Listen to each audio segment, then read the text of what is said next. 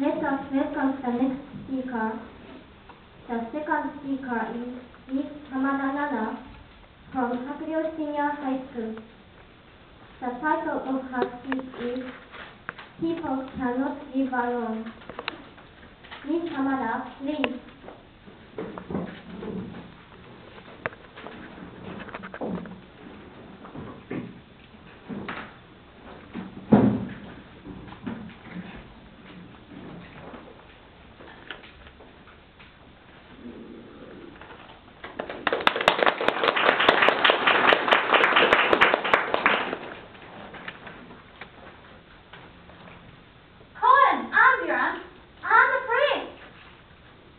My grandmother told my grandfather to do so when I went to my grandparents' house in Tamba. I didn't understand what happened at the time, but my grandmother gave me the details of that later. My grandmother hadn't seen her neighbor, an old lady who lived in cars 2 doors down, for 2 days.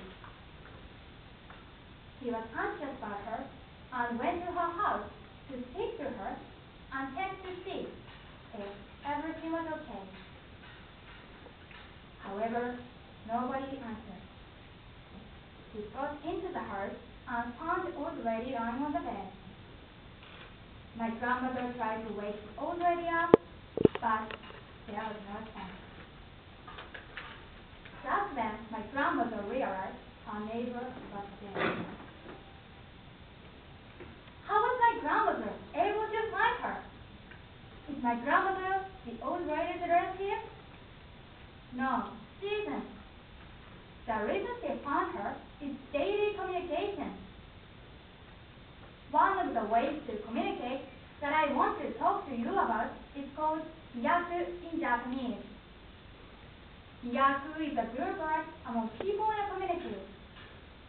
This is a system where representatives from each family in the community get together and do something useful for the community. If people cannot take part in the work because of age or their job, they can send a substitute and pay daily wages. Tamba is blessed with nature.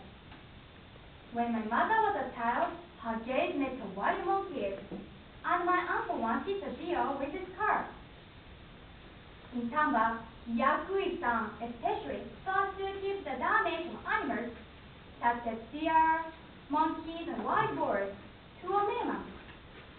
However, I think doing hiyaku has a greater secondary advantage. If we could count animals among population, the population of Tamba might be larger than that of a city.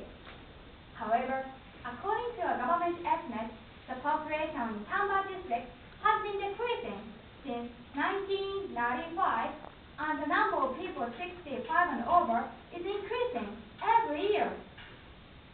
Hiyaku is useful to know what happens to neighbors, like my grandmother did.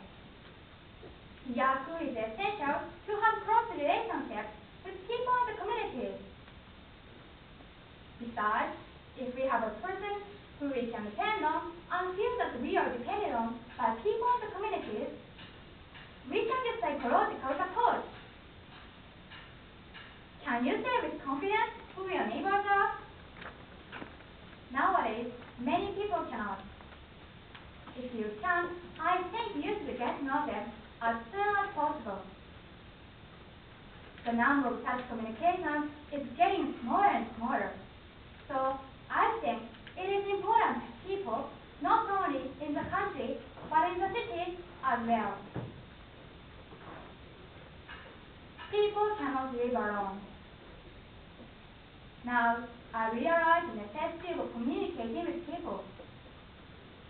At the present day, we are facing many difficult problems that cannot be solved by one person.